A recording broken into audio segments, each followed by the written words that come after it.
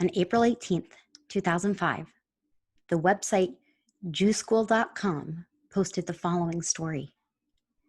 They wrote that Rabbi David Fine of Oberlin Park, Kansas, who is not exactly known for being a tough man, found himself in an altercation with a neo-Nazi earlier today at the Kansas City International Airport. After a brief shouting match, the Rob tossed a cup of coffee in the Nazi's face and gave him a decent clocking before an all-out brawl ensued. Mad props from the Jew School crew to the esteemed Rob for having the bait seem to take a stand. It's never okay to throw the first punch, unless you're schooling a Nazi schmuck. Amen.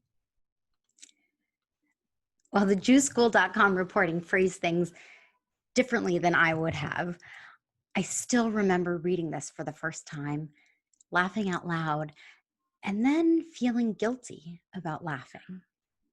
Wondering, is anger ever justified? Is it ever okay to throw the first punch? Well, these questions loom large over this week's Torah portion, Parshat Pinchas.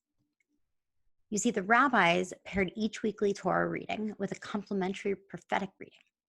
If you read the pairs carefully, you can find a common thread that joins them. The link may be expressed or implied, it may be a few words or a general idea, but it's in there somewhere. And this week, one of the obvious themes connecting our Torah and Haftorah portion appears to be anger. The anger we encounter in these stories is fierce, uncompromising, and all-consuming. Anger, an emotion as old as humanity, is clearly what animated both Pinchas in our Torah portion and Elijah in our Haftorah. It's not just them, though. In this week's Torah portion, we see God enraged as well. And the worst part is God seems pleased with Pinchas after he commits murder. In an interesting interpretation of God's reaction to Pinchas, Rabbi Arthur Waskow teaches that a more accurate understanding of God's words might be to hear God saying, "In a blind rage, consumed with zealotry, I began killing my people with the plague. Then Pinchas imitated me. In his own blind and jealous rage, he turned his hand to killing. His zealous act opened my eyes, shocked me into shame at what I myself was doing. I said to him, I will stop and you must stop. That is why I stopped the plague, and that is why I made with Pinchas my covenant of shalom, peace." In this reading, God does a complete turnaround, a teshuvah. The God who begins by bringing a plague upon the people ends by making a covenant of peace. The God who is horrified by Pinchas also sees in Pinchas's face one facet of God's own face. Rabbi Waskow completely redeems this horrific text by allowing God to reflect and learn from it. So I wonder, can we redeem the Pinchas characters in our stories? Those who pierce our hearts with metaphorical daggers, and find a way to make a covenant of peace with them? The truth is, I don't really know, and neither does Judaism. Rabbi Angela Buchwald explains that unlike other religions, Judaism does not necessitate that we let go of our anger and sadness and offer unlimited forgiveness. It hopes, for our own sake, that we might be able to get there. But Judaism will never tell you that you're required to let go and move on. She explains that just like life's hardest questions, what is God and what happens when I die?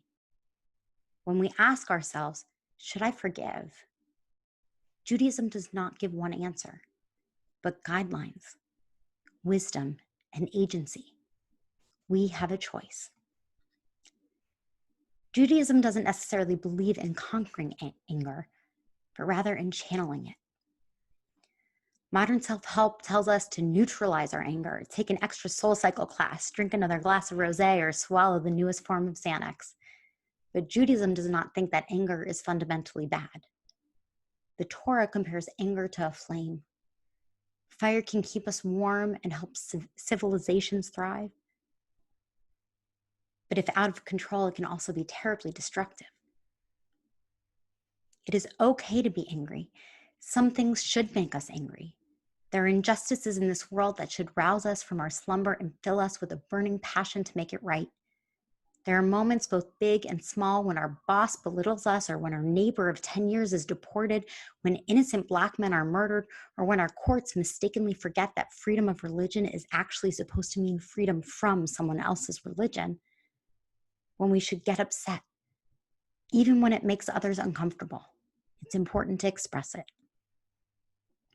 Anger, when honored, has something deeply important to tell us about ourselves and about the concerns or needs of another person. When you are angry, it's telling you something. So, what is it saying? Perhaps we can ask it, why, anger, are you here? And then listen. Anger is neither bad nor good. It is energy. It is telling you something valuable about yourself, your limits, your values. To ignore it is to ignore your voice, your values. But it cannot have the last word. The poet Maya Angelou famously wrote, "You should be angry, but you must not be bitter." Bitterness is like cancer. It eats up the host. It doesn't do anything to the object of its displeasure. So use that anger. You write it, you paint it, you dance it, you march it, you vote it. You do everything about it. You talk it. You never stop talking it. But there are limits to expressing anger appropriately from a Jewish perspective. Anger is not hate, and anger is not rudeness. Our liturgy has us confess to the sin of sinat hinam on the high holy days, literally to hatred without grace. We confess to having let hatred spill over into other parts of our lives where it does not belong, and we learn that we may not allow our anger to cause us to sin, to in any way hurt others or ourselves. In order to make sure our anger is balanced with grace, our rabbis make it clear that Jewish law categorically prohibits both murder and defaming another, suggesting that speaking ill of someone behind their back is the equivalent of committing murder. In this way, we're taught neither are sins the perpetrator can ever truly be forgiven for.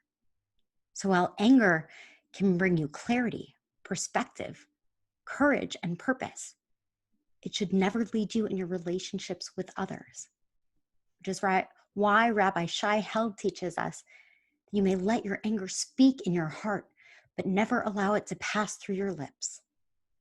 He reflects on biblical characters such as Joseph and Tamar, who even while having every right to be filled with rage, choose to guard their words so much that they would rather die than humiliate another person. He writes, "Those whose feelings he wants to protect have hurt him immensely and caused him great pain and suffering." Perhaps in learning from these biblical models, we're meant to reason as follows. If Tamar and Joseph, each nursing such deep wounds, nevertheless refuse to speak ill of those who have aggrieved them, even at the price of their own lives, how much more so should we subdue the impulse to shame and humiliate, even when we believe it's justified? Pirkei Avot asks, who is the mighty? And answers, he who conquers his inclinations. Anger is normal and even useful at times, but the key is to control it, to harness it so that it serves to motivate us, to light up the dark places, and not to engulf our relationships in flames. This is a powerful lesson we learned from our Torah this week, and our tradition is offering to be a tool to help us identify and shape our emotions amidst something greater than ourselves. May we all internalize these teachings, able to face God and to face each other, so that we can learn to live in a community of shalom, of peace, and of kedusha, holiness. Ken Yehi Ratzon. May this be God's will. We have a number of wonderful upcoming programs, as you can see on the screen in front of you. There's lots going on at Temple Sinai. I hope you will decide to tune in and show up and participate in all the wonderful things we have going on. I also personally want to announce that while there are a number of fantastic things continuing to happen over the next few weeks, I will not be here. I am going on vacation, finally, and I will see you in a few weeks. If you need anything pastorally, please reach out to Hazan. As always, he's here for you for any reason you need. And now we have a quick video about life in the Kahn. Enjoy.